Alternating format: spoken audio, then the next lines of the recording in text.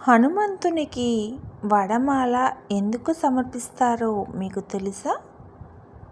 ఎందుకంటే ఆంజనేయ స్వామి ఆలయంలో స్వామివారికి భక్తులు విశేషంగా వడమాలలు సమర్పిస్తూ ఉంటారు కదా.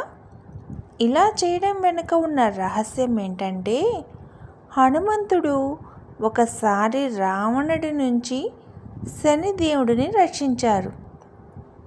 అందుకుగాను శనిదేవుడు హనుమంతుడిని ఆశీర్వదించి, హనుమను కొలిచిన వారికి శని బాధలు ఉండవు అని ఒక వరం ఇస్తారు.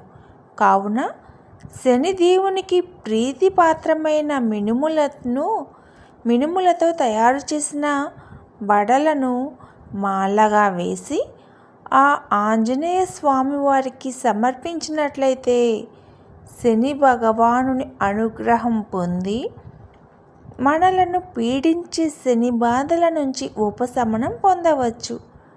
క్లిష్ట సమయంలో అసాధ్యం అనుకున్న కార్యం సాధ్యం చేసుకోవాలి అంటే ఒంటె వాహనదారుడైన హనుమను దర్శించుకుంటే ఏ కార్యమైనా సాధించగల మనోధైర్యం కలుగుతుంది.